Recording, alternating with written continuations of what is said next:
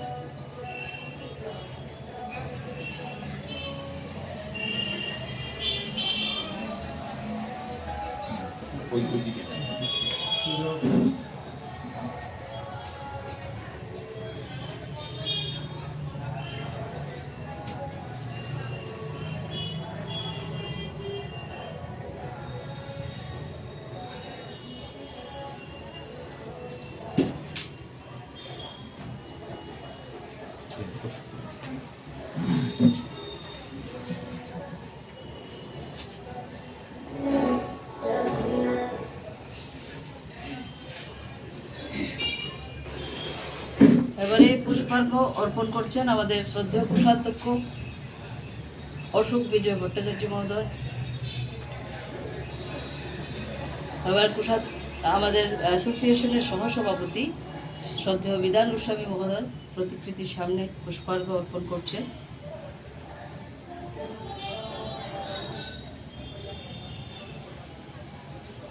এবারে পুষ্পার্ঘ অর্পণ করবেন আমাদের অ্যাসোসিয়েশনের শ্রদ্ধেয়া সদস্যা সুক্তা পুরকায়স্থ মহোদয়া।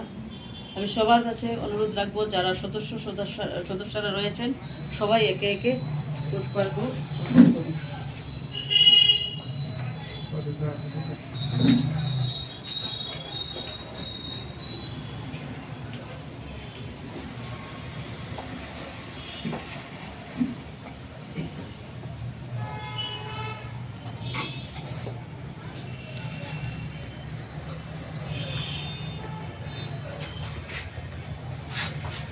এই যে বসো, দিয়ে দিয়ে হ্যাঁ জুতো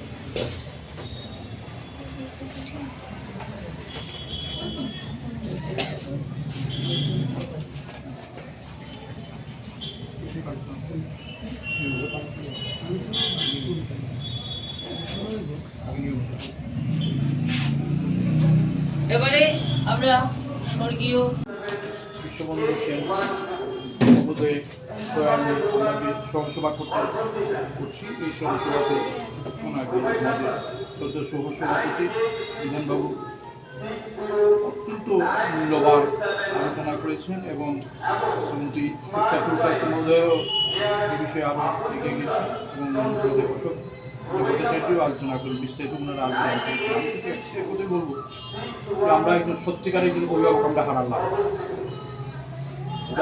যার কোনো বিকল্প নেই। গত 2022 ইংরেজি 16 ডিসেম্বর তারিখে আমরা যে অফিসে আজকে আমরা আলোচনা করছি, আমরা চার বছর আলোচনা করছি, সেই জায়গাটা কিন্তু উনিই আমাদেরকে দিয়েছেন। ওনার আশীর্বাদই আমরা এই অফিসটা পেয়েছি। আজ আমরা অত্যন্ত বেদনাহত চিত্তে আমাদের ধর্মনগরের রূপকার তথা ত্রিপুরা বিধানসভার পরলোকপ্রস্থিত অধ্যক্ষ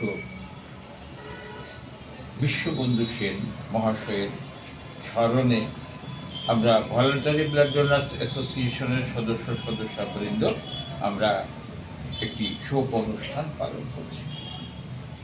বিশ্ববন্ধু সেন ত্রিপুরা তথা আসামের একটি সুপরিচিত নাম। বিশ্ববন্ধু সেন জীবনের এমন কোনো ক্ষেত্র নেই যে ক্ষেত্রে তার বিচরণ ছিল না। তার জন্ম হয়েছিল 1953 সালের 23শে মে। আমাদের দুজনের বয়সের পার্থক্য ছিল 5 বছর 11 মাস, কিন্তু তারপরেও তার সঙ্গে আমাদের আমার বিশেষত বন্ধুত্বের সম্পর্ক ছিল। ছেলেবেলা থেকে এক শহরে একসঙ্গে বড় হয়েছে। এর পরবর্তী সময়ে 1975 সালে তিনি আগরতলার এমবিবি কলেজ থেকে বিএ পাশ করে রাজনীতির অঙ্গনে পা রাখেন। সেখানেও তার জীবনে অনেক উত্থান পতন এসছে।